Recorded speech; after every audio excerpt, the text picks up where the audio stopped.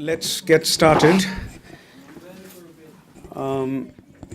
As a way of introducing our speaker, Sudipta Kaviraj, today, let me read out a paragraph from his book, The Enchantment of Democracy in India.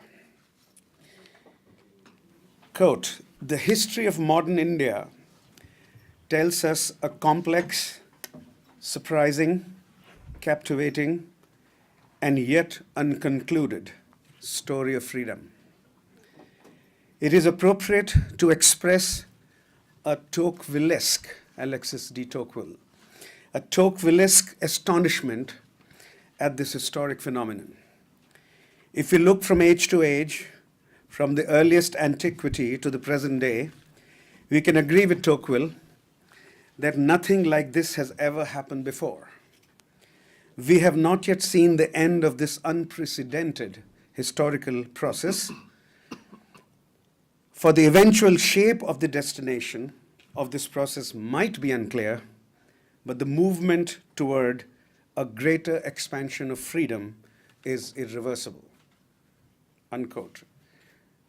There may be, in Sudipta's words, there may be small ups and downs in the evolution of democracy and what it means for freedom, but in his view, the movement towards greater expansion of freedom in India is irreversible. I start this way to underscore an intellectual point. Sudipta has spent a substantially large part of his scholarly career trying to understand and explain the utter novelty, comparatively and historically speaking, of India's democratic experience. No society as poor as India, as Adam Pravorsky has statistically emphasized over the last 20 years, or as multi-ethnic as India, as John Stuart Mill originally argued in the 1860s, could have thought of being durably democratic with all its flaws. A standard article of contemporary democratic theory is that democracies can be set up at any level of income, but their mortality rate at low levels of income is very high. There is a consensus on this point in the contemporary versions of democratic theory. In understanding the evolution of India's democracy, Sudipta has brought Western political theory in sustained conversation with India's democratic experience more than any other scholar I know. His work has two other notable sides. One, he has systematically explored the relationship of modernity in India's political experience, starting as early as the 19th century. And two, he has also quite often turned his gaze towards the intersection of literature and politics, as in his earlier book on Bankim Chandra Chattopadhyay, The Unhappy Consciousness, and more recently, the book entitled The Invention of Private Life, Literature and Ideas, published 2 years ago. Sudipta has taught at JNU, Oxford, SOAS, Columbia, Berkeley, Chicago. He's currently professor of Indian politics and intellectual history at Columbia. A friend of Brown, he's been here several times. Today, he'll speak on, quote, "Must we say what we do not mean on the language of Indian social science," unquote. Please welcome Sudipta Kaviraj.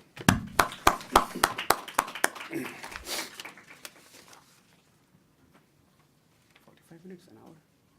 What do I think it should be?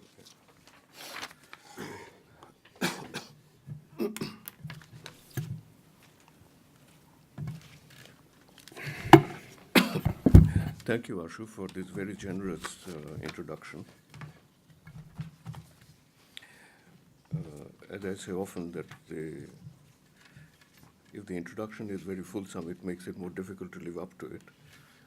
So today, what I'm going to do is to share with you something that I have started thinking about relatively recently. It is not a standard discussion about Indian democracy. It's more about the language through which we try to open up the world of political facts in India. So I shall, at various points, tell you very briefly some segments of what needs to be done to make the argument, but which are not here in the excerpts that I have got from that, which I would read out to you. To give you a kind of provocative executive summary of what I'm going to say, the Nyaya, if you follow the Nyaya people, I could put it this way, that I'm clear about what the question is. I'm also basically clear about the kind of tools that we should use, at least I can use, which are tools primarily from analytical philosophy, theories of reference. And the last thing, where this would go, in fact, what would be resolutions of some of the issues that I raised, I still have no clear idea. So what I'm presenting to you is something which is fairly tentative. Now, what I have got here to read has three parts. The first part makes some very general remarks about language and the use of our being more sensitive to the language that we use in thinking about political facts. The second part, which I would outline very briefly, would be later on a discussion about four types of reference. One kind of reference would be the reference theory discussion around Quine, which is about reference to facts in the natural world and the scientific language that is used to describe and analyze it. The second part would be a discussion of another analytic philosopher, Searle, who has a book called The Construction of Social Reality, which is about social facts, which unfortunately I think has not had the kind of discussion it should have from actual social scientists. And then I have two other sections. One is called historical reference, and the last one, something that I would call a form of projective reference. Those two parts I would elaborate on a little bit. Then I would work through three examples of three terms that we constantly use. One is conservative, and I would argue that to call the BJP, or particularly Modi, conservative is not right, should be abandoned. The second would be the term, the characterization of India as a nation state. And I would argue that it's not a nation state in some senses. And the last one would be calling Gandhi secular, which again I think is not the right way of using words. He should not be called secular. So this is the executive summary, which is always misleading. Now, contemporary social sciences that are historical, which is an important caveat, because there are social sciences which do not see themselves as historical, proceed as if language does not exist. I'm sure you would accuse me of exaggeration, but I claim I do not exaggerate.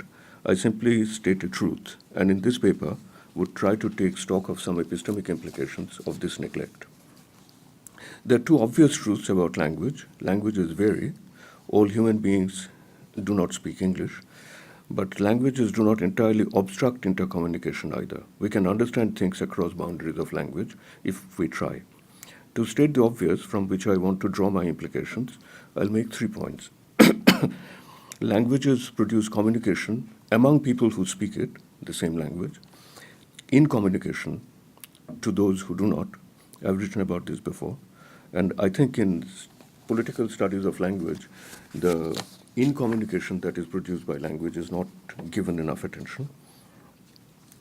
3, we can understand things across boundaries of language. And the intercommunication, and there is intercommunication if we make an effort to cross these walls of words, to use Salman Rushdie's phrase. Historical social sciences proceed. The way the historical social sciences proceed, it seems that the dominant fact about linguisticality of the human world is some pre-translative equivalence between all of them. To get into this analytic field, we have to turn to theories of reference in analytic philosophy. But the more I went into it, I found that their problems are quite distinct from ours. We work, whether we formally acknowledge it or not, at the inexplicit intersection of two languages, at least. The vernacular in which people live and do their politics, and English, the academic language in which we write about it. The analytic philosophers work in a single language world. We work in a world which is an irreducibly bilingual or translative world. Bilingual and translative, however, are separate characterizations. Bilingual is philosophically unworried. I can write a Bengali sentence, which I can then translate as Ashutosh Varshney is a professor at Brown University, and it can be rendered very easily from Bengali into English. Translation has an inbuilt asymmetry about it. No translator of Ghalib will claim that he has produced something either identical in meaning or of equal value when he translates him.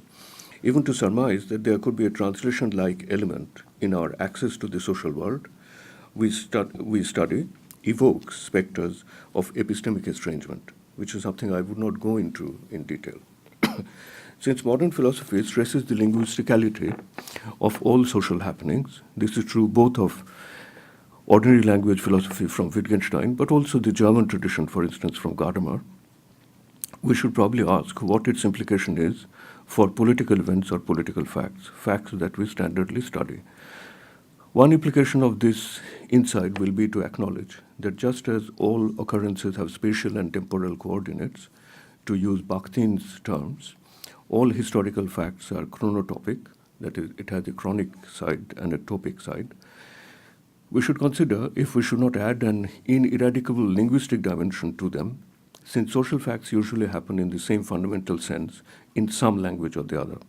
It's not fatuous to ask if social facts have a natural language, the language that is involved in the exchanges between those specific social agents, which is something like a mother tongue of social facts. We must now turn to tools of analytic philosophy to get into the depths of this question, but I shall set those aside on this occasion and summarize the main points, which I've already done. Natural or scientific reference, which would be about Quine; social reference, which would be about institutional facts in John Searle; and I shall be primarily concerned with what I call historical reference and projective reference. But our problem is with categories like the use of, let's say, in the Marxist writing of bourgeoisie, walking on Calcutta streets, etc., that kind of thing. I think here the problem is somewhat different. Let us work with the earlier example a bit more fully. In case of an English-using person, understanding the work of a Pandit, let us say, or the nature of a deity like Kali, is the problem of the following kind. I mention these because last time I was here, I was engaged in a discussion about Bhrigupati's book, and I think we had a discussion about somebody who was like a Pandit, at least a priest-like figure. And we also had a discussion about Kali. I wouldn't go into Kali, but I'll talk about the priest. There is historical congruence between English as a natural language and a religious life which is based on Christian practices. The language which uses a word like a pastor has a dual connection to the pastoral practice, in the sense that first, it describes accurately what that person's social role does. Our difficulty in the previous example was that we could correctly and easily, this actually refers to something that I had before, which I'm not reading. The example was something like this, that if I had to refer to somebody whose name was Satish, let us say, and who is a waiter in a restaurant, I could refer to him as Satish by his personal name. That would refer to the individual, but it would be difficult if I did not know the circumstances to refer to him as a waiter. So referring to somebody as a physical person called Satish and referring to him as occupying a social role called being a waiter, these are somewhat different things. So we can point to him as a person, but we might remain in the dark about his social role. It's true that both Bengali Hindu society and in the English countryside, we can see the work of something abstractly called religion. Some features of this abstract term would be similar, though at this point, using the term similar is already becoming problematic, because the divergence between whether similar here means A, identical, or B, analogous. If the first, then we are saying that the Pandit in Bengal and the pastor in England are performing the same function, If the second, we are saying something much weaker, that they are performing functions in their societies which are analogous. It then becomes necessary to pursue these two implications a bit further. Why are we being forced to retreat and say similar rather than the same? That's obviously because the structured system of actions, which we call religion, are different in these two cases. If the abstract and initially empty terms are populated more fully with their constituent parts, empty term like religion. When we do that, it would become apparent that there are types of acts which constitute the Christian practices of religiosity, like the pastor visiting his flock or calling, calling them and meeting them in his church, which do not have a real equivalent in the world of Hindu religiosity. The visits by the Purohit to a Hindu household is episodic. The Purohit does not bear responsibility for the ethical, moral well-being of his clients. He does not have a doctor-like responsibility to take care of his religious, ethical health or the souls of his flock and their relation to God. The Purohit mediates a purely temporary, episodic relation between the client and a particular deity, say Saraswati. His responsibilities are far less comprehensive. I think such words should be assigned to the class of historical reference, which should consist of several features. Historical serves to show that such constellation of social acts take time to congeal, form, and become habitual. They can also change over time. And since different societies have different historical trajectories, it's not felicitous, at least initially, to transfer such concepts across historical borders and to say both Hinduism and Christianity have a priestly class of people, or even less plausibly that Pandits or Purohits are priests. Social terms like Purohit or pastor make sense in their own cultural historical context. When these terms are taken out of their context and applied to another to which they do not belong, this creates a problem which we should spend time to examine, though we should spend time to examine exactly what kind of problem it is. But you can now get a glimpse of my title. When we mean Purohit, we should not say a priest. Saying that in Bengal, priests go to their clients and perform worship of deities is to say what we do not mean. I shall have more to say about this line of argument later, but let me now turn to something far more problematic, a kind of reference I shall call projective. Let me also confess at the start that I started thinking about it through my engagement with Indian Marxism. So the examples that I can give you very easily are examples from Indian Marxist thinking, for instance, referring to a group of people who are Banyas as bourgeoisie.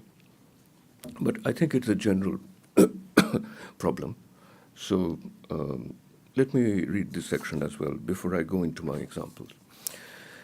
Working further through this example, we can grasp what I mean by projective reference. This can be of two types. The first is a simple transposition, the projection. Initially, in the simple interest of verbal, that is natural language translation. Initially, this can happen only and simply in the interest of a transfer across natural languages. Suppose I use Bengali words to state something like, the Saraswati Puja in my family was done this morning by the Purohit who lives in our locality. I have also put in the Bengali sentence, Amader Parar Purohit aaj সকালে আমার পরিবারের সরস্বতী পুজো করেছেন. But the conversation is occurring in English. So I cannot use the Bengali natural language terms. I have to look for the nearest equivalence in English. Consequently, I state the Saraswati worship was done this morning by the local priest. It's crucial for me to get your assent that this is not an awkward and far-fetched instance of what we do in social science. In this case, I have to set up a set of equivalences between meaningful terms. In case of terms like ours for Amader or Aaj for today, we face no serious trouble simply because these are parts of a world which are identical for the two languages, which is exactly like the discussion in Quine. Remember that in Quine, the example is that if two people are acting through different languages and the English speaker is talking about a rabbit and is not able to communicate, what that animal is, if there's a rabbit which scampers from one bush to another, he can make an ostensive reference. And then the other person says, oh, in my language it is called this. So some parts of this sentence, like Aaj or Amader, etc., is a bit like that. By contrast, the relation between other, more thickly social terms like para, that is neighborhood, puja, worship, and Purohit, priest, have all some differences in meaning. Clearly, it's the social terms which are causing the trouble in simple equivalence between words. Because those who read and listen to words closely could object that the equivalent set up between these terms is at best approximate.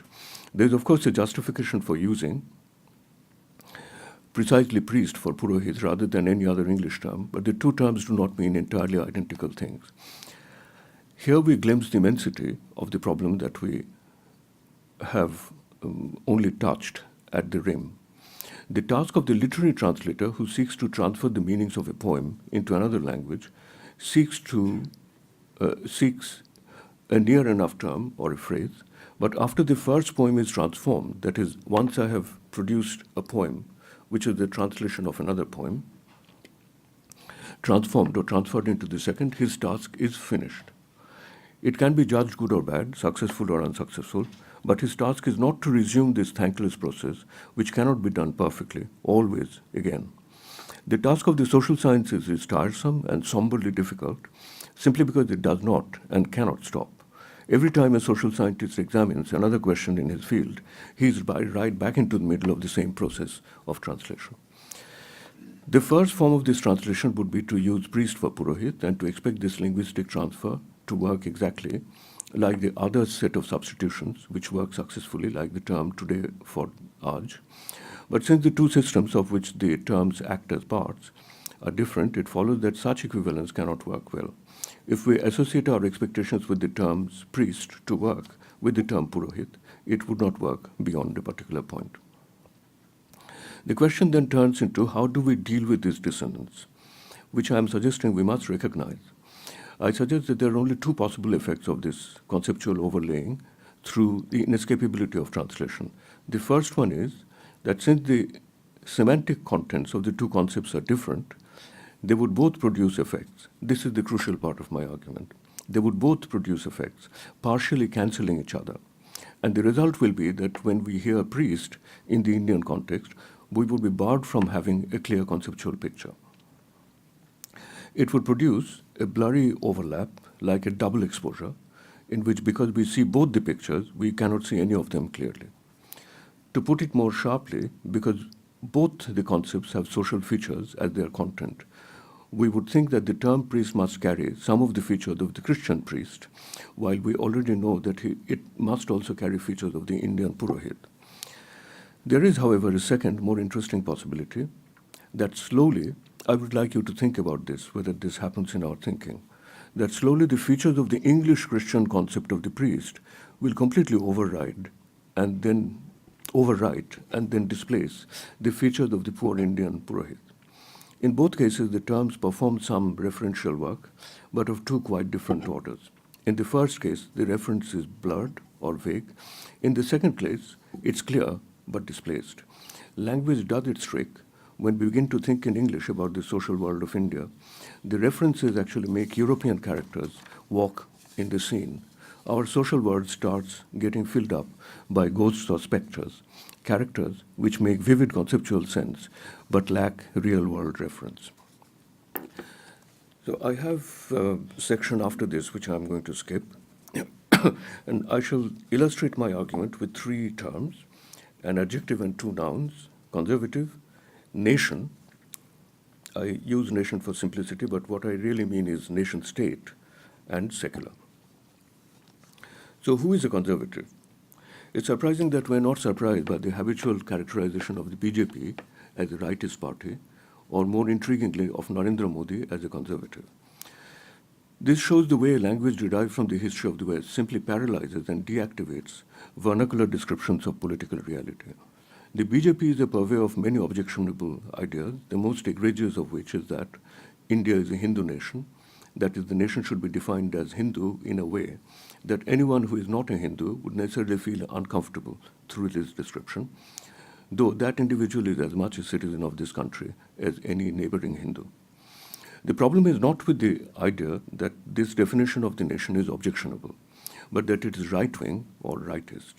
If a person in the Middle Ages had been called a rightist, I suppose he would not have felt insulted, though he would have wondered about what this meant. Rightist is a historical term. It emerged out of a quite accidental disposition of members of the French Legislative Assembly in the 19th century, it evolved to acquire association with a political economic point of view, which favors the market, opposes state intervention, etc. Defining nation Hindu had little to do with that, and as experience shows, it's hardly the case that if somebody holds a Hindu nationalist view of the nation, he must necessarily would hold rightist opinions on questions of economic policy.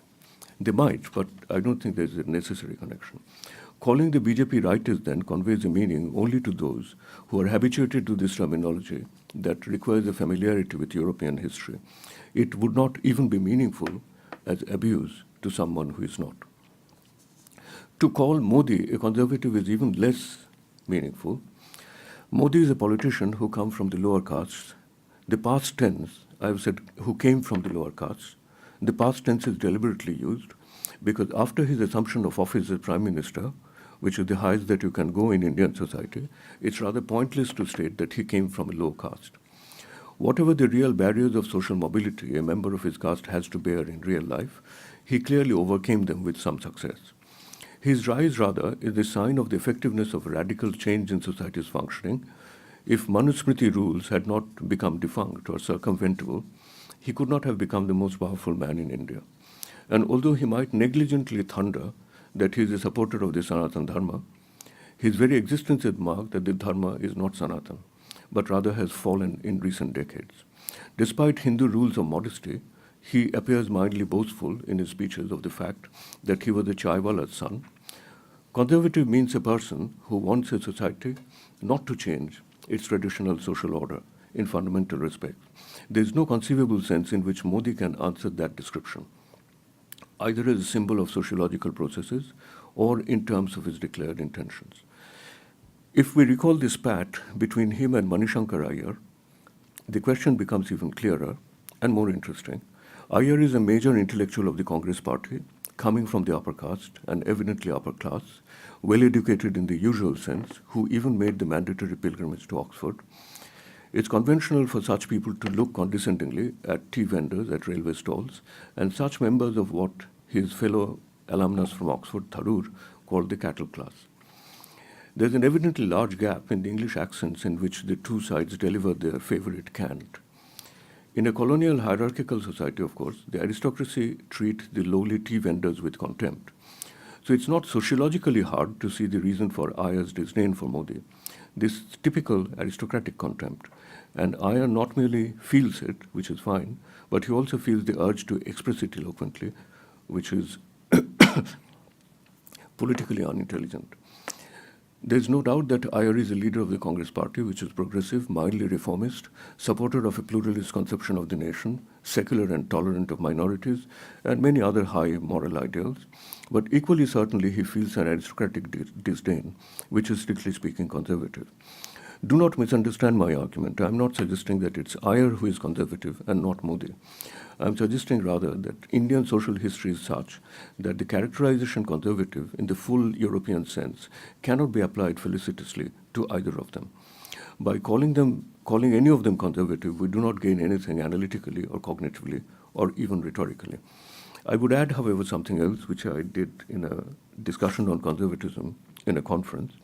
I think if we disaggregate the term conservative and then see that what we mean by conservative is actually a congeries of several different characteristics, then, of course, certain characteristics of these can be applied to Modi and similarly can be applied to Manishankar Iyer, but which actually makes it even more interesting that, if you disaggregate it, then parts of it can be applied much more confusingly to many agents in Indian political life.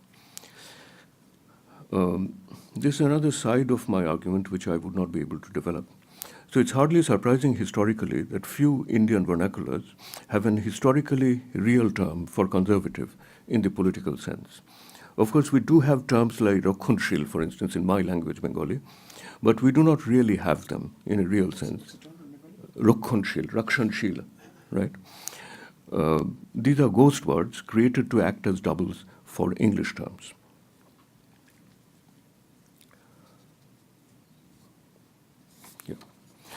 Now I turn to nationalism, which is my main example. One concept I'm primarily concerned with is the term nation, or rather the language of description, analysis, and evaluation, the language actually, not just the term, that uses the unexamined term the nation as a central political category. Let me make a rather unusual and admittedly large claim and then try to justify it. We are used to using the term nation to describe the central concept of a political event that's undoubtedly of primary historical importance in our recent history.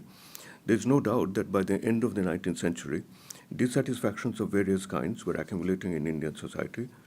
The sentiment around this dissatisfaction we designate as nationalism.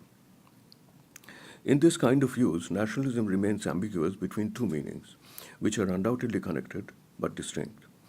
The first meaning is related to anti-imperialism or anti-colonialism's demand that it was unjust for one people to rule over another and that this state of affairs must end, if necessary, through forms of political pressure, mobilization, or violence. But the second meaning of the term can easily be detected behind this one, the sentiment of affection, loyalty, adoration, belongingness that individuals and groups feel to the larger collective people to which they belong. Simply, the first form of this sentiment is negative and the second positive, in a certain sense. Historically, undoubtedly there was a connection between them. It's the first that gave rise to and sharpened the second. And without some form of the second, it's impossible to push the first to any historical fruition. Yet there is no doubt that the two meanings are distinct, and critical thinkers have at times sought not merely to draw a line between them, but to erect a wall. With charmingly characteristic contrariety, Ashish Nandi has maintained that two of our greatest modern thinkers, Tagore and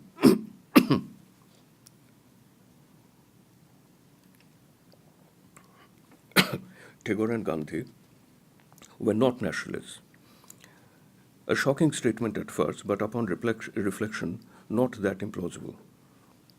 He defines, that is, Nandi defines nationalism rather unusually as a sentiment which feels intensely for its community and, crucially, would not rest until that beloved community gains its own state. For him, nationalism is necessarily a state-centric idea. We might not agree with that idiosyncratic and rather narrow definition, and the tradition of Indian nationalism would be terribly impoverished if it loses those two figures. Yet this central intuition in Nandi's critique, I think, is incontestable. And I think we can save his valuable critical intuition and logically clarify the language if we make the distinction I suggested. But I want to steer the discussion in a different direction.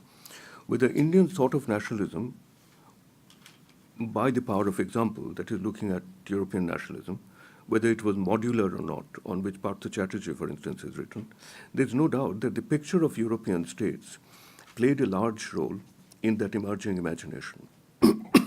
In its century, a world of empires or unwieldy and awkward states slowly giving way to at least a European world of nation-states. The two cases which exerted the most powerful influence of Indian political imagination were Germany and Italy, because they were so recent, which seemed to demonstrate that nation-states lay in the logic of history. Given the deeply linear progressivist vision that underlay much of the political thought at the time, it was entirely pardonable if somebody believed that the direction of history was towards a universalization of nation-states. The modern state was, in fact, the nation-state. It was, again, entirely pardonable if Indian critics of British sovereignty believed that they should emancipate the country from the British, and when they did, inevitably, they would create or would be left with a modern state, which again would be by definition a nation-state. But the problem starts with what follows. The European nation-state was a concrete historical political formation formed of distinct institutions. And the most distinctive, defining characteristic of this political form was the coincidence of a state defined by a fixed and durable territory, this is important, with a definable people who were internally defined by common language, common historical heritage, common religion, if possible, common culture. In Europe, normally it is common religion. This particular institutional design was the form of the nation-state. When Indian nationalists desired sovereignty, implying the creation of a state after the British withdrew, it could be assumed that they would supplant the British colonial state with a state of this form. Interestingly, if the conditions of that form were literally translated to Indian terms, then actually each linguistic region, like Bengal, Orissa, Tamil Nadu, etc., should have become a state, which would have answered the conditions of being a nation state in that sense much more felicitously than a large, shapeless thing, complex thing like India. Actually, the drift of Indian political action took a significantly different direction. It is here that Ashish Nandi's cryptic remark can lead us to an interesting critical inquiry. But even the second sense now needs a further conceptual refinement or addition. The second sense of feeling for the nation, as the movement gained support and effective force, needed a clearer sense of what would replace the institutional form of British sovereignty. What could be the form of the state that Indians would like to possess or create after independence? Clearly, this was a crucial question. The Indian political elite increasingly veered towards an institutional form that was at a clear divergence from the standard European nation-state model. By trying to free India from the British and seeking to create a state that simply incorporated the entire territory of British India, Congress nationalists rejected the institutional form of that kind of nation-state model. I do not want to digress into details of political thinking, but it's clear that despite their fundamental differences, both Muslim League and Congress leaders found the nation-state model of Europe, in fact, quite troubling, though this led them to very divergent conclusions. This is corroborated by the innumerable cases of negative reference to that model in the political discourses of its time. If you read legislative debates, newspaper journalism, serious political commentary around 1945-47, you will see it's absolutely full of that. Iqbal, to take a single but significant example, evidently felt alarmed at the prospect that Muslims in an independent India would have come to the condition of Jews in Europe. Taking another line of critical rejection, which is very different, but rejecting that model, Nehru argued that the future state should include and endorse the sense of belonging of all Indians, sense of belonging that Indians had to their regional linguistic cultures, instead of viewing them as inimical to an Indian patriotism. Eventually, the institutional form of the states were quite distinct in case of India and Pakistan, if we look at it closely. I don't think what I'm suggesting is that it's not just in terms of a secular and an Islamic state. I think if you look at the political form, the underlying political form, I think they attempt to realize rather different political forms in this sense. The state model that Congress-led elite defended and elaborated in the discussions of the Constituent Assembly and their general political argument of the time came to be significantly different from standard European cases. Political scientists who study institutional forms closely and rigorously, like Arent Liphart, noted this fact. By contrast, Pakistan, I think, adopted this state model that was closer to the European exemplar, although sociologically the society over which this state stood was very similar in diversity to India. But the appeal to a common religion allowed the Pakistani elite to claim that they were adopting something which was closer to the European model, and it had all the conditions of historical success. I'm not concerned with political history or the successes and failures of India and Pakistan as states, but with language. States actually established after decolonization belong to different types, not merely in India, but I think elsewhere as well. But since politicians thought this is something which is more important for me, and moved entirely inside that language, which was centered around the central category of the nation state, they equated the modern state with the European-style nation state. Consequently, when politicians like Nehru, who really fashioned a form that diverged seriously from the nation-state model, wrote about politics, they still continued to refer to and describe the state that they had created misleadingly as a nation-state. Indian leaders had no doubt that they had established a nation-state, while actually they had successfully thought out and institutionally constituted a different kind of culturally pluralistic state model, which you can call Model 2, if you call the first Model 1. I believe that because of this, often the thinking of political figures like Nehru have to be rescued from the distortion of their own language. The Indian state, what I mean is that whenever Nehru is saying that I'm establishing a nation state, we should not take it for granted. We should not actually take it to mean what he says. The Indian state actually defied the norm that only European-style states were feasible in the modern world, but their achievement was hidden from themselves from themselves also by the misleading descriptive terms that they use. Often the effectiveness of this language pushed them into indiscretions. They often spoke passionately about national integration. We had a conversation about this in Bangalore, you will remember, about national integration. It's true that political functioning works better if people who belong to a political community develop a vivid affect for that group. But in case of the two forms of the state, Model 1 and Model 2, either the idea of national integration would remain ambiguous and vacuous or become seriously misleading, because the integration was not around a similar idea. I've increasingly felt that this is a subtle requirement for the practice of intellectual history. A fundamental need for doing Indian intellectual history is to try to understand what our authors mean when they say something. In the Indian case, particularly on this subject, methodological requirement is perhaps the opposite: to rescue the thinkers from misspeaking their thoughts, from saying what they do not mean. My third example is about secular, or the concept complex around the secular. I argue that another most striking example of this kind of mistranslation is the use of the term secular. Of course, it's entirely conventional in Indian English discourse to refer to Gandhi as a great figure of secularism. But a little analysis of that use reveals an interesting linguistic semantic history. In the European context, secularism is associated, for entirely understandable reasons, with tolerance between potentially inimical communities. Deep religious commitments to the contending Christian sects resulted in interminable civil wars. Political tolerance became possible only with arrangements of secular state practices. It's true that the secular in the initial iterations of the secular state did not mean a comprehensive rejection of religion, rather a conceptual imaginative creation of a political sphere in which, exceptionally, religious commitments were suspended. This made tolerance or equal treatment, or treatment of religious groups with equal dignity, possible. This connection between tolerance and secularism is carried over in English language. It becomes its historical memory, in the historical memory that the words carry inside them. Because meaningfulness, as Heidegger points out, contains an irreducible work of memory. When contentious political issues arose in Indian discourse about political relation between religious communities in British India and beyond in a possible independent India, English language discourse naturally drew upon a pre-existing language shaped by previous European history.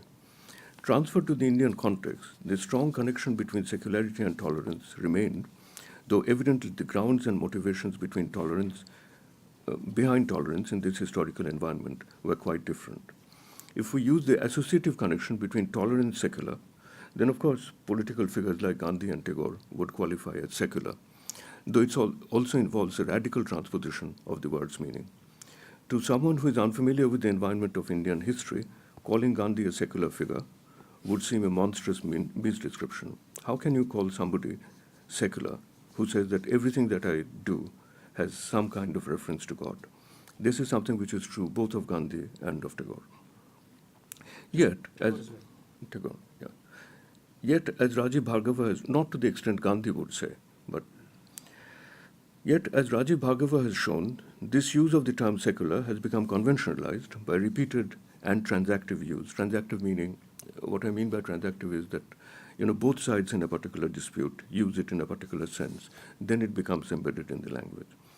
And he has helpfully clarified this historical semantics by distinction between political and ethical secularism. Yet, as Nandi tirelessly points out, an awkwardness remains in this use, and more significantly he thinks, I think quite correctly, that the social force of real accommodation in Indian society comes from traditions of religious tolerance rather than from disenchanted secular humanism. I think in that Nandi is right, or broadly right. And a supporter of Nandi's view would be right in claiming that what is important here is not to rescue and clarify historical semantics, but to understand the real roots of collective motivation in social action, which would imply that there are advantages in characterizing Gandhi's thinking as religious tolerance, as he insists, as Nandi insists, rather than politically secular, as Bhargava suggests. Now I come to the conclusion. Do I have another few minutes? In this lecture, I have confined myself primarily to the side of English terms and not dealt with the meaningfulness of the vernaculars. This is something which is a separate but deeply connected thing. I want to do something very similar on vernacular terms, which would be confined obviously to Bengali and Hindi, because these are the two languages that I understand.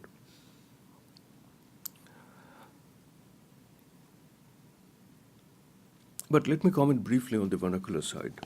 If we read attentively, we shall find that none of these three concepts that I have taken up have a comfortable housing in vernacular political discourses.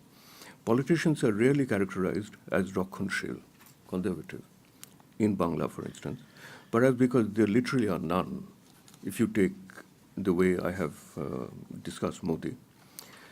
Though the characterization Pragotishil, that is progressive, is fairly common and regarded as a mark of approval. But I also believe that it should be clear that the force of progressive comes from the binaries contrast. And without its counter term, in Bangla, the adjective actually loses its semantic force considerably. So what I'm saying is that, if you speak in English, then progressive has an opposite in reactionary, conservative, etc. But in Bangla, because Rakhunshil is so rarely used, because there's so few cases which fit that description, we use the term progressive, Pragotishil, but the semantic force of Pragotishil is considerably weaker. The case of the concept nation is even more striking, as we saw. The more important concept is not the single freestanding idea of a nation, however defined, but the hyphenated word, as you can see from my discussion, nation state. Precisely because nation does not have the clear institutional entailments which nation state has. The word nation state demands an institutional translation immediately. And my argument has been that when we move from the abstract, disembodied conception of a nation to that of a state with clear institutional determinations, it becomes apparent that the state form in India is not of a nation state despite our linguistic pretenses.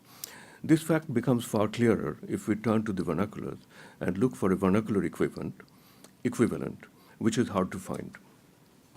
In Bangla writing, occurrence of a hyphenated Jati Rashtra, we use Jati for nation normally, but there's absolutely fascinating discussion, how the term Jati has been sort of awkwardly employed to work as an equivalent to nation. And we use Rashtra for state. But if you read Bengali writing, actual Bengali writing, I think there are very, very few. I haven't come across a single occasion, except in academic writing, of where somebody has used something like Jati Rashtra, because it sounds very, very awkward. I would like to know what the trends are in Hindi, where it seems to me sometimes that the term Rashtra has a very different connotation, and sometimes Rashtra is actually used in both senses, but I do not know about that.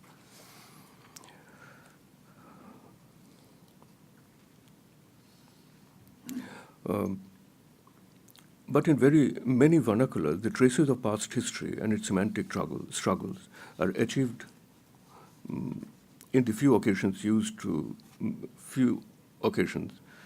the users of the term Jati as an equivalent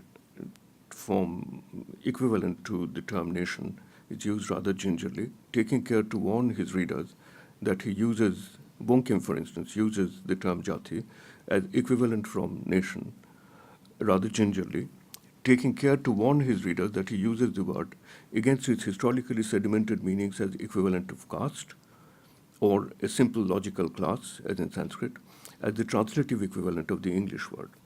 Tagore warns repeatedly that the word has no equivalence in the language, precisely because there was no reference sentiment to which it could point indicatively. In one context, he suggests that since the real equivalence of the English word nation would be Bengalis, Orias, Punjabis, or Tamils, the great inclusive identity of Indians should be termed as Mahajati. In Calcutta, there is a hall which is frequently used, which is called the Mahajati Sadan. And so there is a kind of short history of the use of the term Mahajati, which emerges actually out of this, which was both a linguistically elegant and theoretically accurate resolution of this referential problem. But my main conclusion from this combination of absence and awkwardness is that vernacular discourse can continue without much inconvenience, precisely because the English term refers to a non-existent subject of political experience. Much of the time, vernacular discourse skirts around this problem by a brilliant and economic move. By simply using the proper noun for the country, India, without characterizing what kind of state it is. The advantage in this procedure is that the speaker does not pre-commit to a particular theoretical conception of the state as a nation state.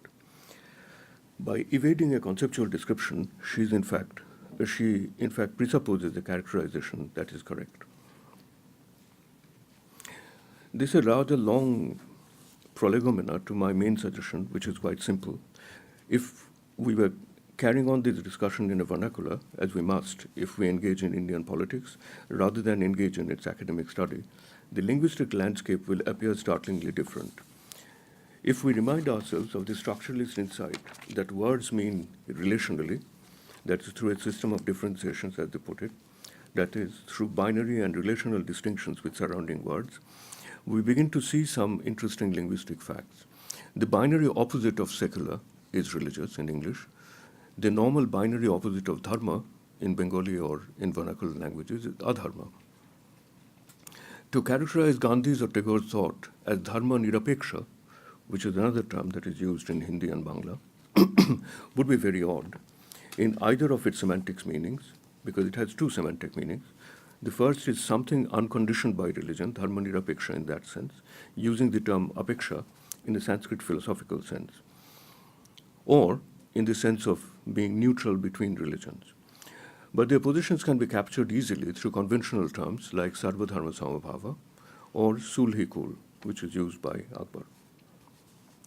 This analysis is obviously quite one-sided. It needs to be complemented by two other segments.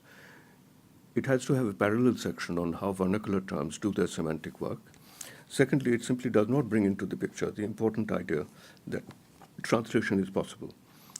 But translation is possible only if it is first seen to be required. Only if students of Indian politics in the everyday acknowledge that the languages in which the activity happens, in important respects, worlds the society, if you use it in Heidegger's language, the society quite differently. Only then can we begin to think how that task can be undertaken. Through my three examples, I wanted to get us started in thinking about a simple, but it seems to me important point that we standardly disregard. The real non-equivalences between the semantic mapping of the social world between different languages. In this talk, I have simply dealt with the occasional cases of semantic mismatch between English word and the Indian world. But I hope you would agree that both the words and the problems they refer or misrefer to are important. Whether a politician is a conservative or on the side of progress, whether India is a nation state or not, whether Gandhi is a secular thinker, are clearly crucial questions in the study of Indian politics. In the realm of nature, words wait upon the world. There is a word-independent world in an important sense. But in the realm of history, even when it appears wearing the disguise of the everyday, in some significant questions, there is no world existing independently of the words. The world waits upon the word in a certain sense. As Indian social science becomes more self-confident and mature and expands into new methodological fields, students of politics should stop taking the lingual character of that world for granted and turn linguality itself into an object of serious analysis. Thank you.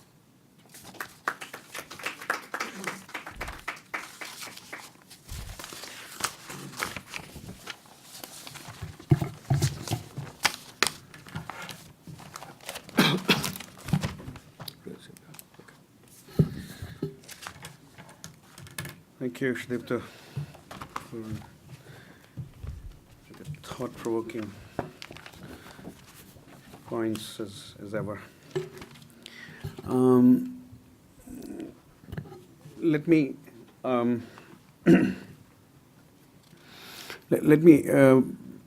start off the discussion by making a few discrete points. One, that I think there is the idea that conservatism does not have an equivalent in Indian politics one would agree with, but would you like to separate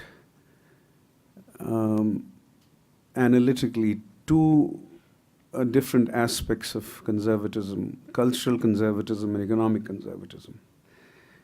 And economic conservatism has always gone with the idea of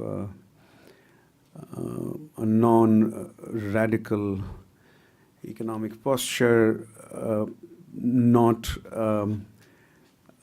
disturbing in any profound sense, a fundamental sense, the market processes or the natural market processes, naturally evolving market processes.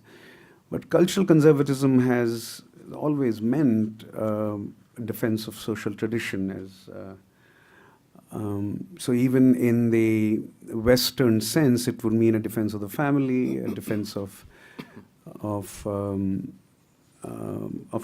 traditional sexual norms, defense of, if you're in Europe,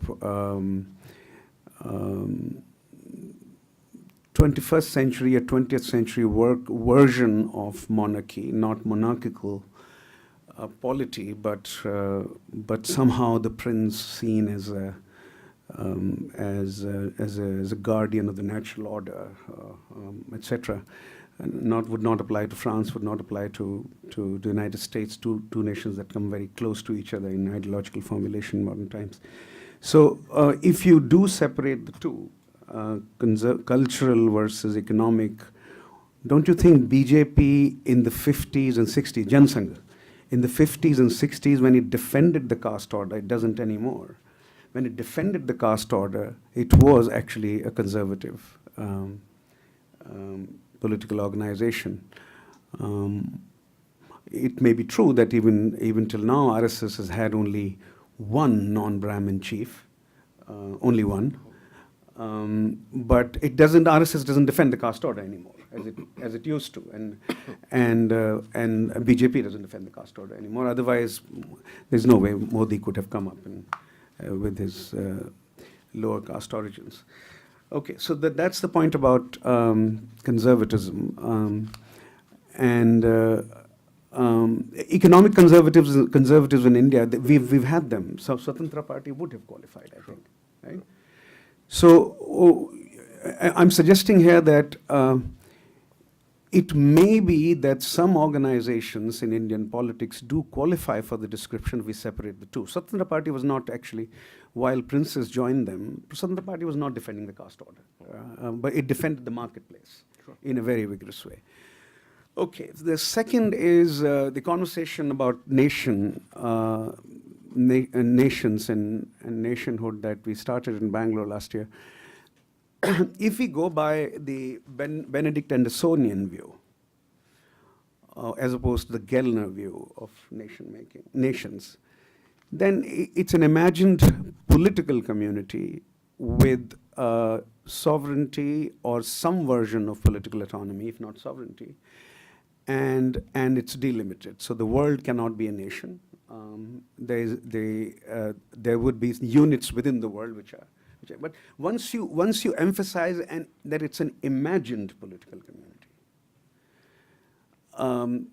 and you apply it to whether it's Europe or the United States or India, then you also break the link between language and nation, common language and nationhood. The classical European model, you begin to say that this political unit or loyalty to a political center can be imagined in multiple ways. Language was its original inspiration. Actually, argues Anderson in this truly breathtaking chapter called Creole Pioneers in Imagined Communities, that to see nationalism as a European product first would be wrong. It's in the New World. It's in North and South America that nationalism was first born. He's making the case, whether or not we agree with it. But the point is that imagination, if it's central to nation making, then India can be imagined as a nation, right? Whatever term we wish to use for that. Estepan and others have the term state nation, as we've discussed and as you know. But for Gandhi, imagination of Indian nationhood was a multi-religious construct, was a multi-ethnic construct, was a multilingual construct. Congress party as a bearer of the nation was organized linguistically, right? So if we bring, to summarize this point, if we bring imagination to the center of our concept of nation, then India can be imagined as a nation, and it's not clear that what Nehru is arguing and what Gandhi is arguing, they're not talking, they're certainly talking about a new idea for a nation, which is not very European. But we must note that Eugene Weber, in his book Peasants into Frenchmen, has argued that at the time of the French Revolution, only 12% of France spoke French. Yeah. And it took another 100 years to bring Parisian concept of nationhood to Basque and Brittany. It's not until, according to Weber, massive historical documentation, not until the 19-teens, until the First World War, that you get actually a France speaking the same language. Paris, in other words, was imposed upon the peripheries, and the instruments in that argument were conscription armies, where peasants were recruited into the army, and second was spread of public schools from Paris to Brittany and Basque, right? So even in the European case, you had a multilingual situation, though standardized, in a way with considerable violence in the French case, and so you're getting actually. That kind of standardization is perhaps not possible in the 21st century. In the 19th century, the Brittany peasants and the Basque peasants could be whipped into Frenchness, which is just not possible in the 21st century because of our concepts of the concept we have of minorities, etc. So, in other words, to conclude this, then, once we give imagination the central role that Anderson plays, so we require you to comment on. I'm asking you, inviting you to comment on Anderson. That if the classic of modern times places imagination at the center of the concept of nation, then India can be imagined as a nation. Doesn't have to follow the European pattern; it would still be a nation. So let me stop there. And shall we take more, or okay? Let's take maybe a couple more. Vazira and then Prerna. Yes, Vazira.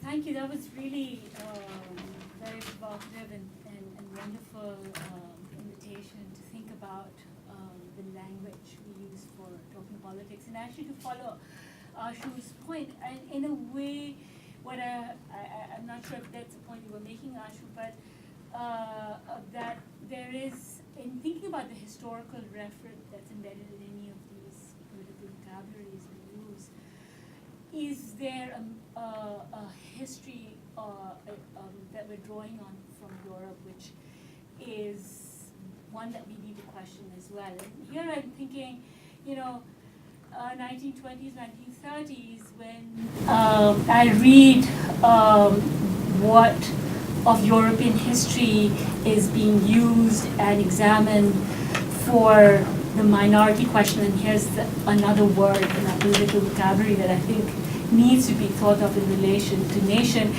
It is the history of nation that's being drawn from the European experience is one which is profoundly entangled with the question of minorities, right? And minority treaties, and these things are being heavily debated in the Indian context. So, what is the historical referent in the word nation? Can it even be separable from, say, its correlate minority? And what happens in translation then, and into the Indian context? Can we think then about nation or nation state, as you put it, without the other word minority? And when I was thinking of how nation translates in the language I know, which is Urdu, the word is How would calm. you translate? What? Sorry? No? The word is calm. It's calm. and Qawmi Libas, and Qawm is used interchangeably with both religious community and national community, right? And how is that different from Watan? Watan means country, and Watan means country and Qawm means nation. well, I mean, not to give it that kind of. I mean, it's Qawm. It's interchangeable. It's Qawm, well, I it's don't think, unsettled, right? could I, It's- could I interject Yeah, briefly? and I think it requires interrogation rather, right? It's an invitation to interrogate even the word we translate and use, both the word nation as well as the word in the vernacular that might get used. And certainly, you know, the word Qawm as it gets used is used in all it's also used to mean, you know, sect, a religious sect. And all kind, you know, so there's a way in which Qawm gets harnessed, one could say, to the projects of nationalism. Maybe needs to be historicized itself, but retains some of its unsettled character such that it can be used in other ways as well. And the fact that it can continue to be used in other ways as well is an opening, perhaps, for thinking about how the national project, particularly if one thinks of it, say, it's Urdu and Pakistan question, right? That it's there's something unsettled that's an invitation to further inquiry. Let's go now to Prerna, and also I'll urge you to reply to Prerna first, or engage Prerna first. She has to leave at 3:30, so we have 15 minutes. Prerna. Sure. Yeah. For unavoidable meeting with the chair of my department. So I guess, thank you so much for widening our minds as you do each time you're here and through your writing. So my question was more to kind of bring what you said as your kind of theoretical framework to your second empirical example, which is nationalism. So if I read the kind of general talk as this kind of very provocative idea of semantic mismatch and, you know, the general point about the inadequacy of an imported language to understand certain social and political facts, then what does the continuation of English in post-colonial India mean for your second empirical example, which was nationalism, which is, I think, so in a way it kind of continues with Vazira and Ashu's point, is, you know, the continuation of English necessitates the creation of dictionaries of what you very nicely called ghost words. So for each Rokonchil Bengali, there is, you know, this is the vernacular that is the new kind of language that in a sense the continuation of English. You could argue, but you know, maybe the construction of the state like Hindi needs to kind of in a way be rewritten, and so you know, Nehru himself kind of bemoans the construction of these ghost words, which then kind of continues. So then, if you think of, you know, you nicely separated out nationalism in terms of this anti-colonial, and then the second idea being nationalism as this affective belonging. And if we go back to Anderson, as well as many other scholars, language remains the heart of the nation. German romanticists kind of, you know, from then on. So what then does a nation that's come out of the anti-colonialism into this idea where national integration or nationalism would mean something beyond anti-colonialism? So we now get on to the second stage of nationalism, perhaps, not to say it's teleological. Then what is the kind of continuation of a language such as English and the construction of these ghost words that it necessitates? What implications does that have for the project of nationalism or national integration? Should I respond to Yeah, yeah. What? Yeah. Yeah. That's one. That's it. Yeah.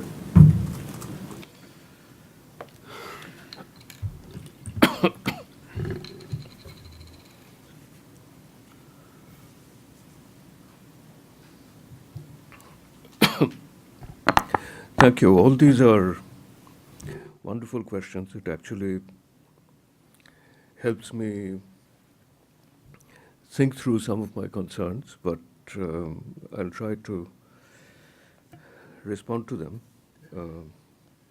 on the basis of what I think at this particular moment. First, I'll start with Prerna.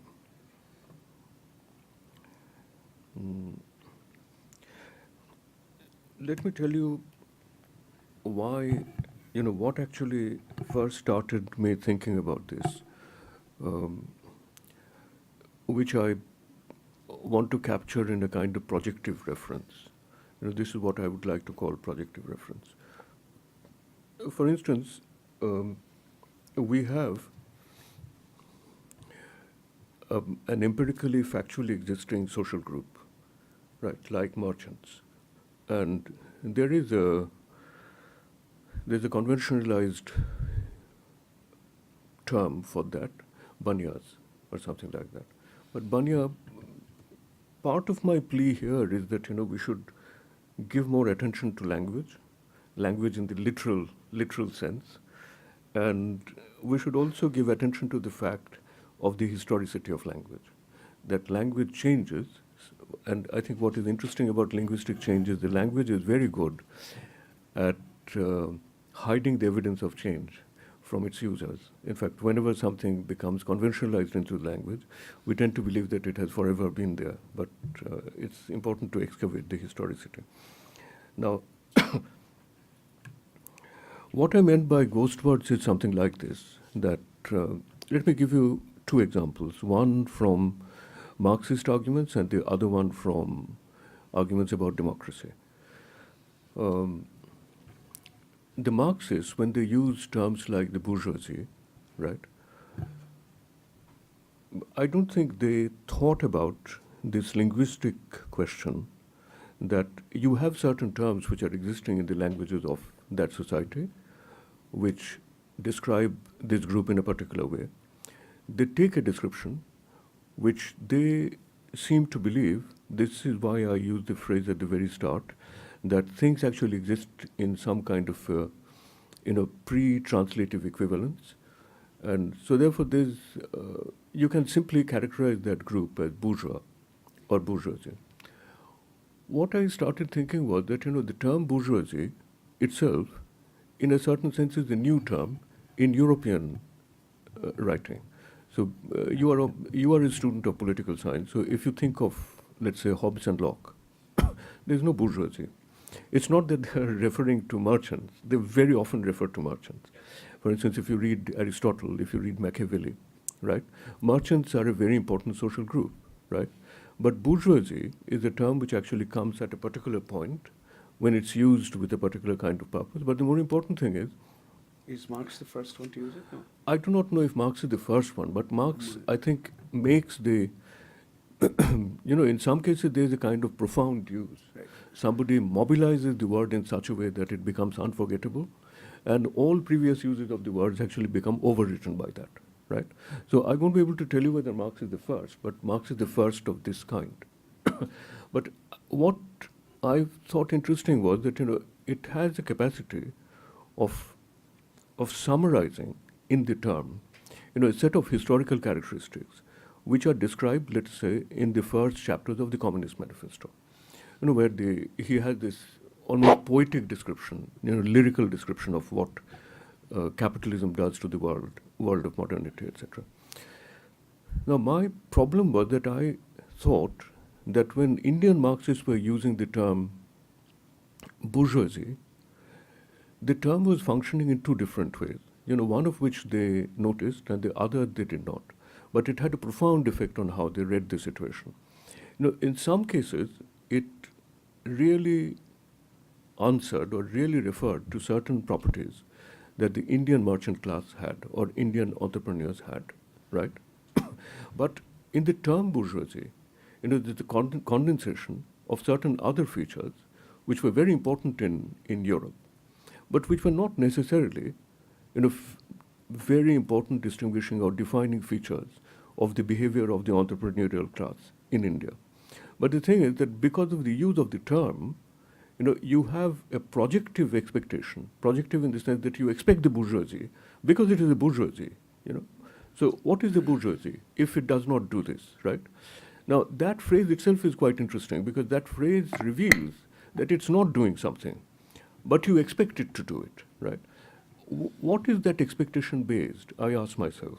That expectation is actually, this is something which is linked to a lot of other larger questions about post-colonial theory and dominance of European knowledge and things like that. What I thought in this instance was the dominance of European thinking or Europe-drawn thinking. Quentin Skinner once actually said that you should use the term, which I didn't have the courage to do that. He said that you should use a term which is something like Europhontic, that is something whose font, that is the original source, was Europe. But in any case, so I thought that what the term is doing is, the term is actually allowing me to register what is being done by a particular social group in actual life, but it's also asking me to expect that social group to do certain things which the social group is not doing, right? So I thought that the use of a term like bourgeois actually works partly like this, which does not always help. It sometimes actually distorts, our capacity to understand what is happening in history, because turning our expectations in the European direction, not through an argument, try to understand what I'm trying to do this. I probably have not been able to work it out fully. What I'm trying to do in a certain sense is to put my finger on the different levels at which European thinking, still dominates our thought, right? Not that, we are not helpless sort of victims of European thinking. We are intelligent people, we can think for ourselves. But the thing is that it must therefore operate on us at levels in ways which we do not ordinarily detect. And I thought that in some cases it operates on us through arguments, but in arguments, Eurocentricity is easier to detect. I started asking myself, does it operate at a level, which is a more elementary, more fundamental, and more unobservable level in a certain sense? And it struck me that sometimes it might actually do that through the use of words themselves, particularly conceptual words, historically conceptual words. So this is one. I'll give you another example. She has to go, I think. She has a meeting with the chair of the department, so And- can be postponed. We'll carry this conversation further. No, This is being recorded also. the other thing is that, Anderson's point is somewhat different from mine. It's true that we are both using the term language, but Anderson's concern is essentially about language as a base of identity. And that then actually forming the core around which the sense of nationalism forms. I'm not interested in language as the base of identity. I'm simply interested in language as language. In fact, the way language does is referential function, rather than anything else. And So before, I just want, maybe I didn't say it clearly enough, and I won't be able to hear you respond, but hopefully we'll continue the conversation. My Yeah. point was, to exactly this point about, we don't even realize at what levels the kind of, in a way, European conceptualizations work. I guess my point was, if we think of English then as a European language, is there something, forget concepts, is there something that the use of the language itself does to thinking, both at a popular, but particularly at a kind of elite level, as compared to, say, my reference point because of the new project is China, is does it make a difference that we think in English? As compared to kind of other post-colonial states where maybe there let me give you an example very quickly. This is something that I have in my longer paper, but I cut out. I do it with a very trivial example. I said that I want to refer to something as red. That Brigu's coat is red. I have a word in Bangla which people can understand very easily, lal coat. Everybody would understand. Suppose what I want to refer to is something like the rule of law, right? It's a phrase word kind of thing. It's not a single individual word. But I put in that passage that there's some people who would immediately understand what rule of law means, which is, Americans, British, French, New Zealanders, etc.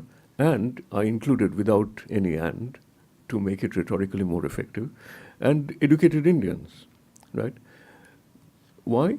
Because, it's not that they live in the same kind of institutional environment, but they're familiar, imaginatively, cognitively, right, with that, because we inhabit the language. And I simply thought that I was actually writing a paper in Bangla on democracy. And I've done the first part. I have to write two other parts, and I had to think about the question of rule of law, and I found it so difficult to put it, in comprehensible Bengali, which is not this kind of forcible translation, because in some cases, of course, Bengali depends on Sanskrit, which is a classical language, is highly generative, so you can always produce that kind of translation, but.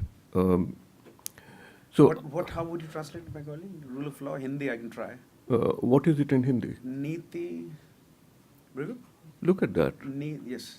That's right. Look at that. It's a good question. Rule. Good Look at the. Yeah. No, this is what I'm asking you to do. Look at the word. What would be the rule of law? Let me ask the people who are here. Niti Baddha Sashan is the only thing that Okay. I can. It's an awkward. Any- term. any- Niti Baddha Sashan is what. Yeah. Any other language? It's more ethics though than when you talk about it. So I was thinking of going to the Sanskrit base and then dharma would be the word. But it is talking about the ethics, rule of, like the ethical rule. So it's talking about ethics, not Rule of as law such. would have to be separated from ethics. So that's it's what I'm saying. Like, codified we don't law. have that law. Whatever the norms are, whatever these standards of morality in society, the law that is codified is being applied. So Niti Baddha Sashan is all I can. No, but Ashu, there's a problem there as well. For Yeah. instance, let's work through these two words. Yeah. One is dharma, one is niti. Yeah. Right? Now, you cannot use dharma for rule of law, right? I don't think you can use dharma felicitously for rule of law, right?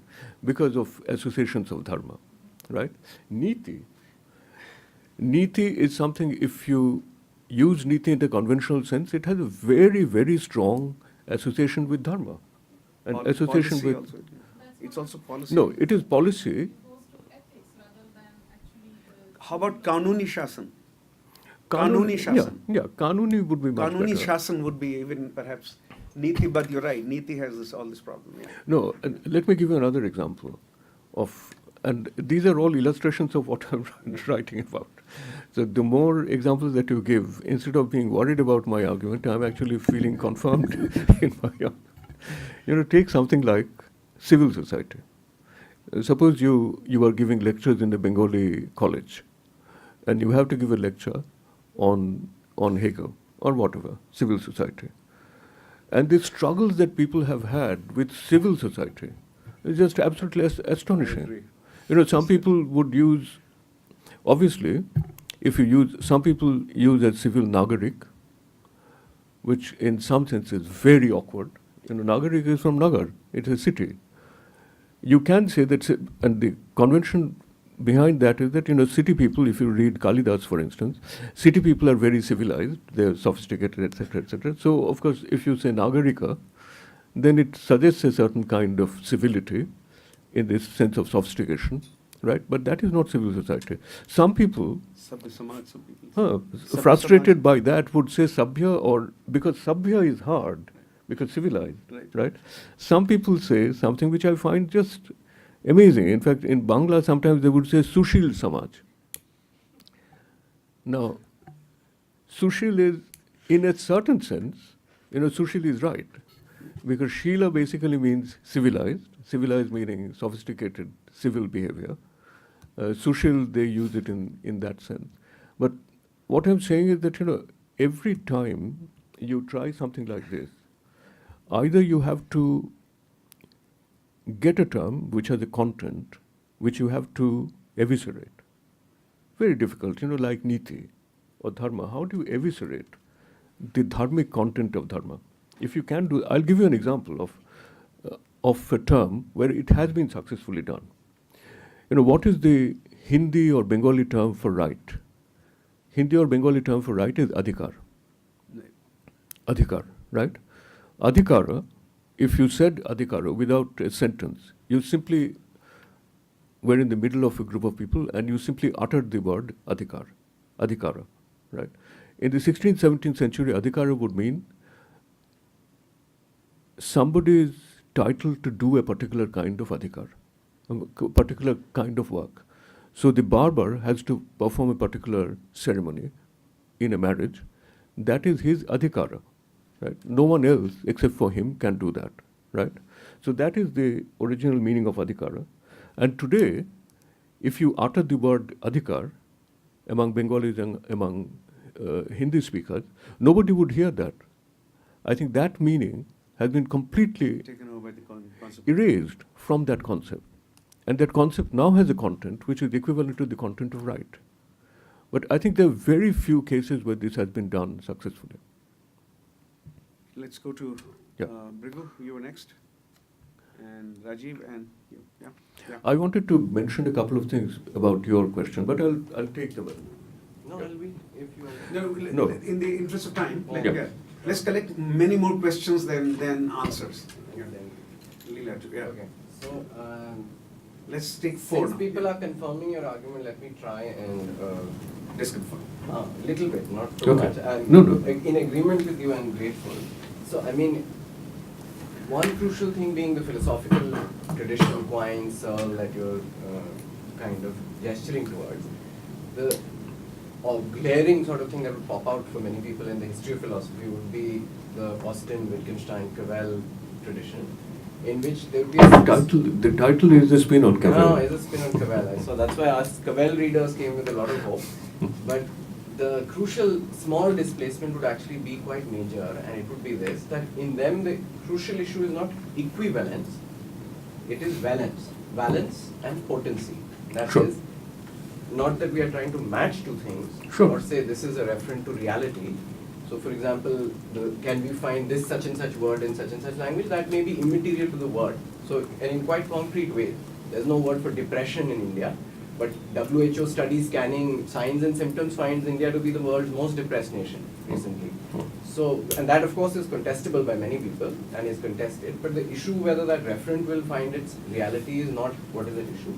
What is at stake are these two things, the balance of the word, what forces it mobilizes and what potency it has, within which the crucial displacement, I think, which some of us are hinting at, but I'll maybe put it more bluntly, is that it isn't so much a West, non-West issue at some level, because we might take Hindi to be entirely a ghost language, built on murdering Urdu and Persian root words that were its heart for many people. And Sanskrit. And Sanskrit. So a certain kind of ghostliness exists within language, as Wittgenstein had crucially said.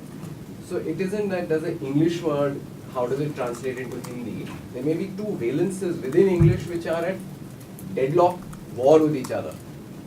One can think of the word culture, for example, many words, in which the valences are directly opposed to each other within the seemingly same word.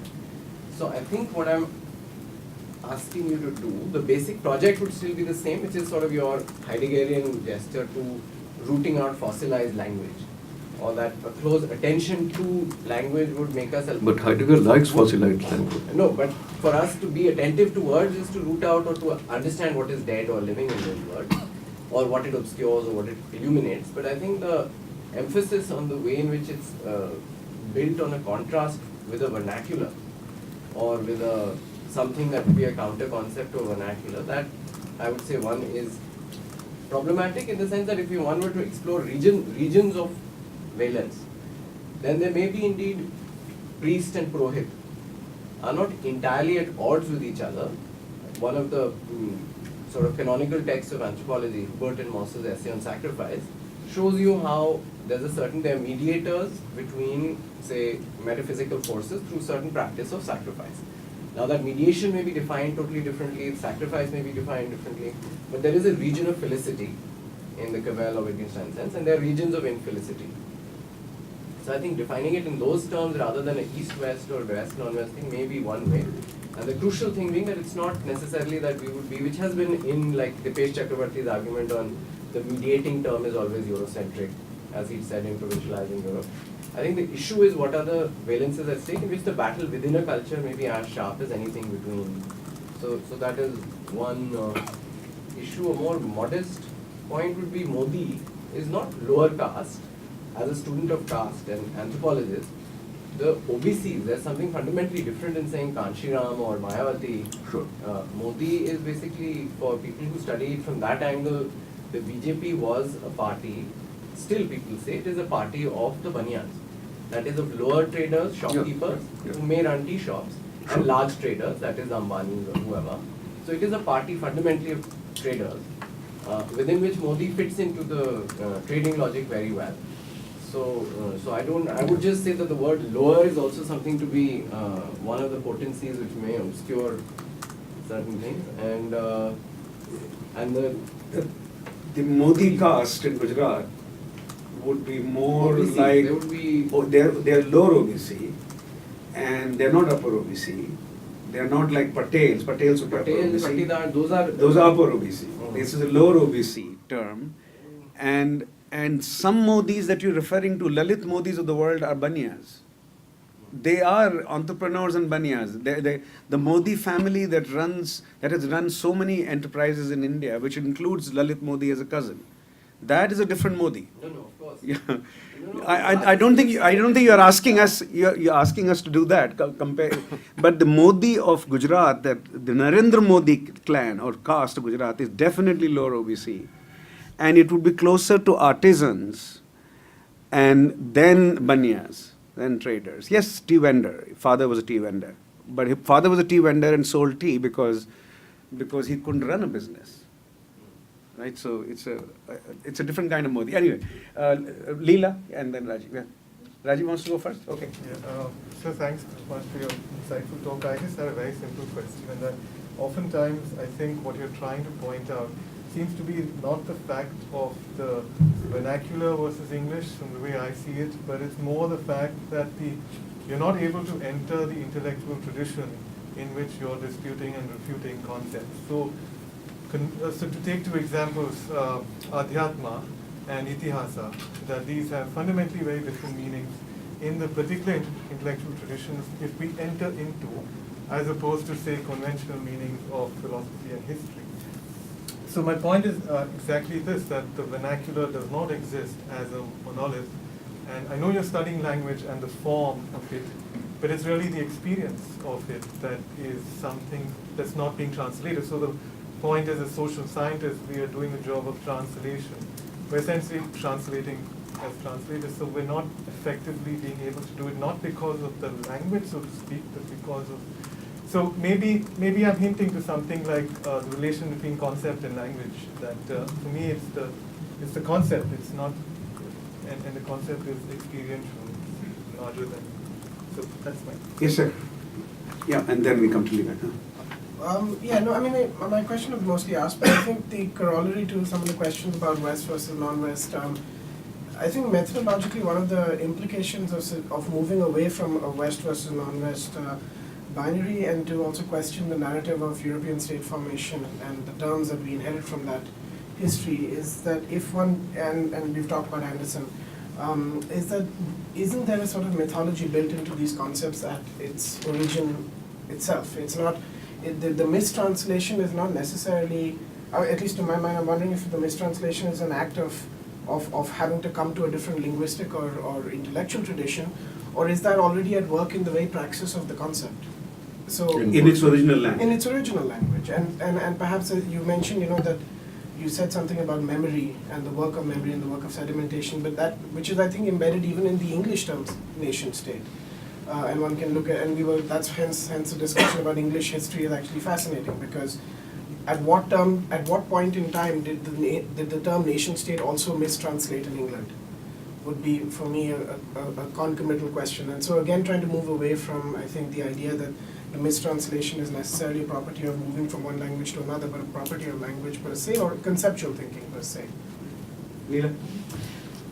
I think it's as a thought experiment, the sort of epoche suspension of certain terms is very interesting, because it reveals indeed a poverty in the way that he suggested.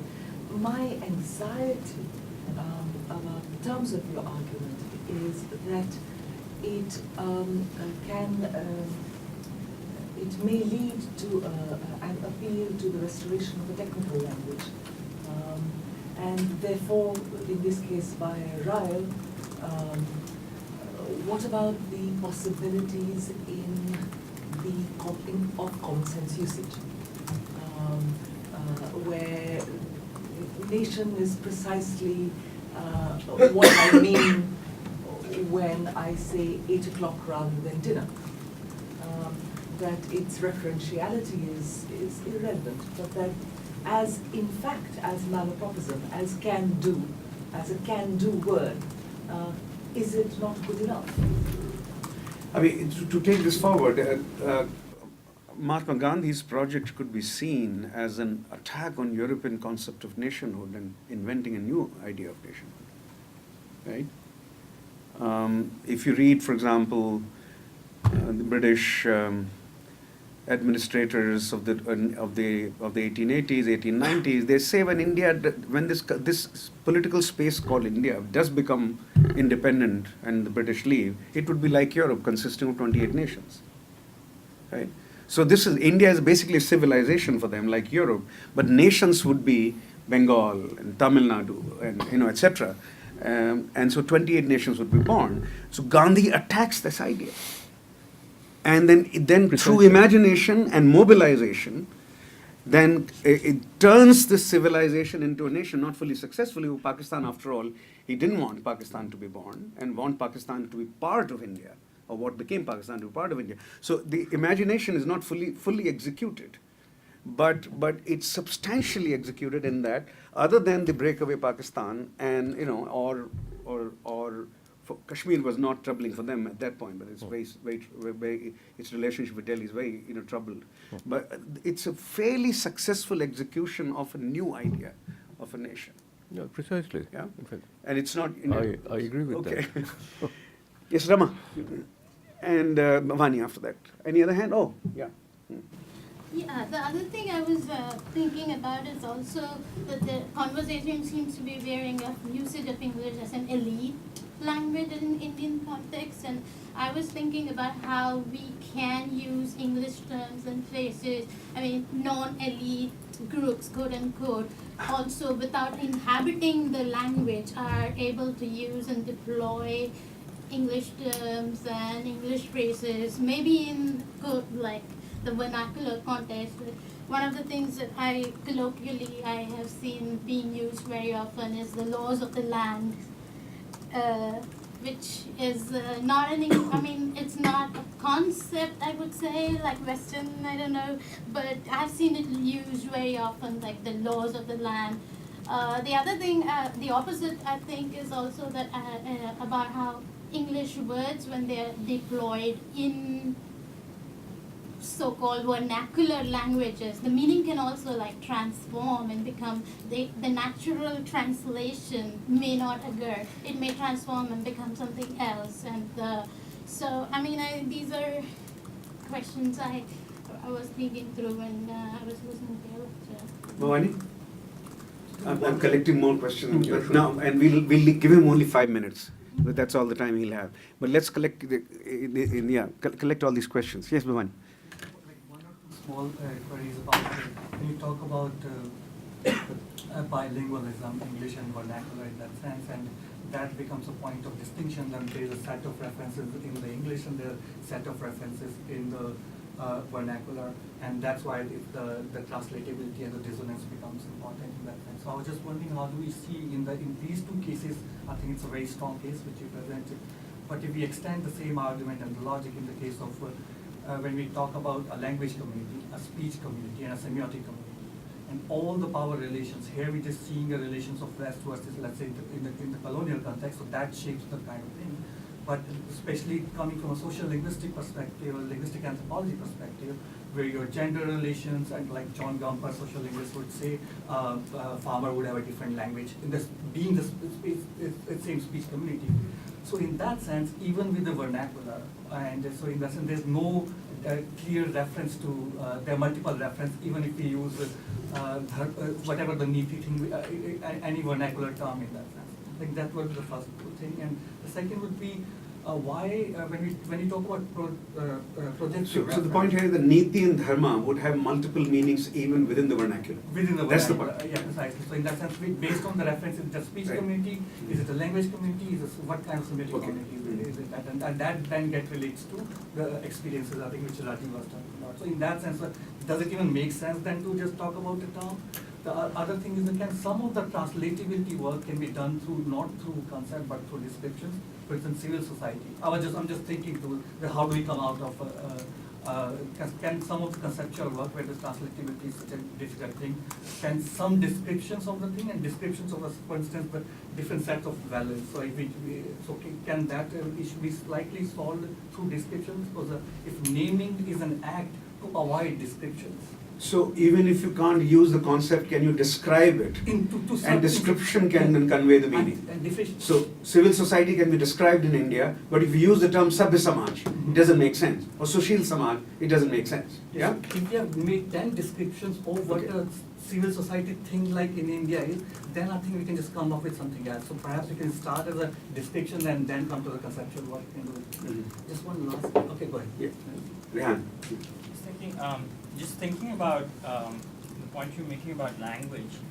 I think in the 19th century in India, you have, and I think this is happening parallel with the rise of nationalism. You can see it in the languages of the Middle East and in Europe itself as well. There's a whole reimagining of a vocabulary of nationalism.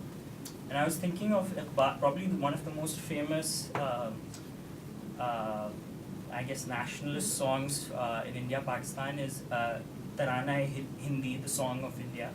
And in that, Iqbal said, the last line, the famous line is, Hindi hai hum watan hai sara jahan hamara.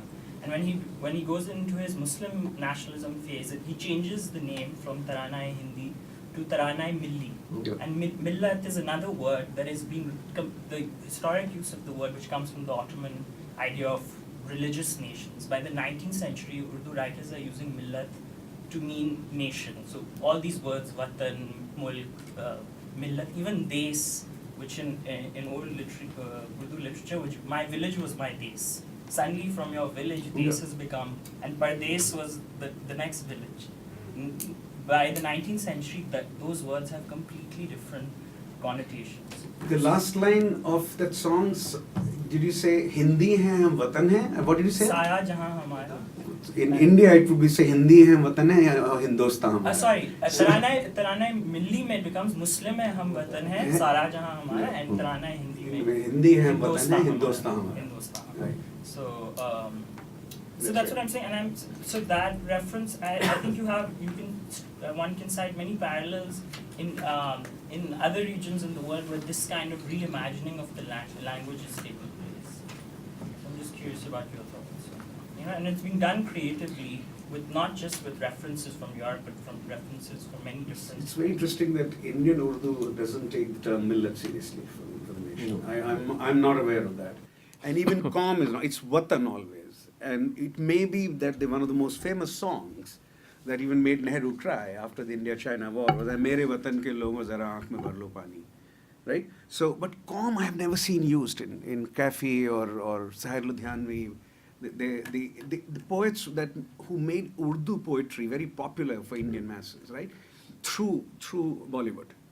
Right? These were very famous poets of their times who wrote songs. And they're not, they're better than Bob Dylan. They could have won the Nobel. I mean, the poetry is that good, right? But they never use the term Qaum for. I don't think I have heard this word, Qaum for nation, in Indian Urdu. Pakistani Urdu is possible. Indian Urdu doesn't use that term, only Watan. A lot of Indian movies. No. I've written an essay on so which. Can you give examples? Sarfarosh, which came out between the Kargil War. This is Bharat Qaum. It's a Hindustani Qaum they use. No, but they use the word Qaum in many different ways. Even like the modern ones, they use. Yeah, they use it in many different ways, and that's what I'm settling. All right. It's used in a national way. It's used You have only in 5 minutes left. Okay, so let me, Pick and choose, yeah. I'll try to respond to all of them Okay. We'll extend briefly. that. Cultural and economic nationalism, economic conservatism that you mentioned is right. In fact, I do not necessarily disagree with that very much, but the thing is that actually shows that it's an instance of something that I think would happen to languages when you shift them into a different historical context. That you cannot use the language directly or unchanged. So you have to make a subdivision to make one part of the language usable. Okay. So then you distinguish. But the characterization of BJP as culturally conservative, not economically conservative, that's fine. Now, but what I mean is that, it points to the necessity of inflection and modification of that language because it's entering a different historical world. Imagination, a lot of you have talked about imagination. I think the point that Anderson makes is a very important, powerful point, which is directed against an earlier view of nationalism, which either said that there is something which is natural or objective about nationalism. So he says that it's essentially the imagination, that my feeling that I'm part of something which is like this, which is the base of the nation. In fact, it's a very peculiar but very strong base, but it's a kind of affective, emotive base. With that, I do not disagree. And I also do not disagree with the idea, for instance, Ashu, you said that Gandhi was thinking of a completely different model of the nation, which is exactly what I'm saying. But it's possible for, I should probably modify that. I think in principle it's possible for people to feel a deep affect, for both Model 1 and Model 2. But people who are in favor of Model 1, the European style model, they would say that if you have the coincidence of all those things, of religion, of language, of heritage, culture, etc., then that kind of affect for the community, that is, we are common people, that becomes easier. But I think it's not impossible to develop an affect which is for an entity which is of very different kind. But my major point is that this entity that Gandhi is defending is of a totally different kind. It's a different model.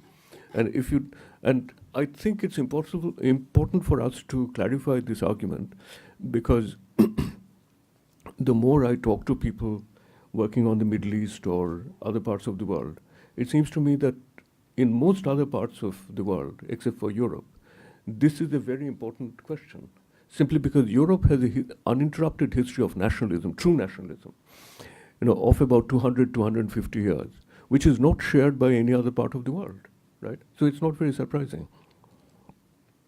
Now, on the question of majority, minority, again, I think, the question of minorities, that is precisely the point, that if you accept that kind of model, that model comes with this built into it, that if you define nation in a particular way, then you would have to have minorities. And the whole problem in modern state building, in societies which are much more complex, is either to have a kind of Habermasian idea that the state that I support is essentially a convenience, right? And I do not want to burden myself with an affect, or the requirement of an affect. The fact that it's a great convenience is good enough. In fact, don't try to feel an affect which is a common affect, right? Now, Qaum and Watan, although I don't know that language, I have a sense that Qaum and Watan actually have slightly different principles of reference to the same group of people. In one case, the reference is actually to the people, and in the other case, the reference is actually to the land, that in Watan, isn't it? That when you use Watan, you are referring to something which unites you, but what unites you essentially is the land to which you belong. But Qaum is something which doesn't refer to the land. For instance, I think this is quite central to Iqbal, because when I read Iqbal, I think Iqbal continually says that, my Muslimness is a Qaum, but it is not something which is associated with any specific kind of geography.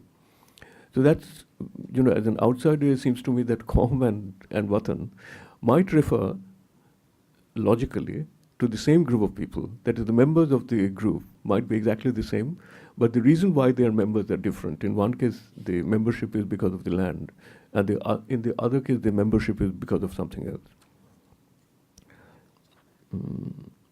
Yeah. So, Briku, your points, I generally agree with them. Depression, it can be. I am not surprised by this thing that, you don't have the term depression, but a very large number of people are depressed. Which is essentially going back to an argument which you get in many other contexts, where it's a difference between the concept and the word. You might have a concept which comes through argumentation, without having a freestanding word for it. In fact, the great example from political theory would be Quentin Skinner says, for instance, that there is a point where it's clear that people have developed a conception of originality, right? But the term originality actually emerges in English language about 50 or 60 years after that. But if you go back, you will see that what people are describing and valorizing in important writers is originality, although they do not have the term originality. So the concepts can exist without the presence of words. So that's not contentious at all. And the ghostliness, I think we are thinking of two types of ghostliness. You know, one kind of ghostliness is historical memory. That the word had, for instance, the example that I gave you about adhikar. The earlier meaning of adhikar, you know, would be a kind of memory in the word, which simply does not exist. So in a certain sense, it's a ghost word. That it's a word which vestigially exists, but its substantive content has disappeared, precisely because the world in which that content, from which the word content would actually get its content, you know, that world has actually disappeared, or that world has receded. In my case, ghost words meant something else. In fact, I also have a passage, which is too rhetorical, so I took it out from the presentation. I said that, you know, it reminds me sometimes when I read some Marxist discussions about bourgeoisie, proletariat, etc. And it's a perpetual problem. If you think of the proletariat like that or the bourgeoisie like that, you would perpetually sort of, you know, hit your head in the wall about why doesn't the proletariat behave like a proletariat, right? Depeshe's early work about the Indian proletariat is precisely about that. It's a proletariat which doesn't act like a proletariat. Why? Because your expectations about the proletariat are actually derived from a term in which European historical features are so heavily condensed that it produces expectations which are frustrated. So that's what actually worries me, that, you know, the ghost, I said that it's like movies where you have some human beings, you have some zombies, and there's no way of knowing who the zombies are. So the language of Indian academic social science is a bit like that. You know, some are human and some are zombies in that sense, you know, produces expectations, which are expectations generated out of different historical world. Now, Can we carry the rest of the discussion over reception? sure, absolutely.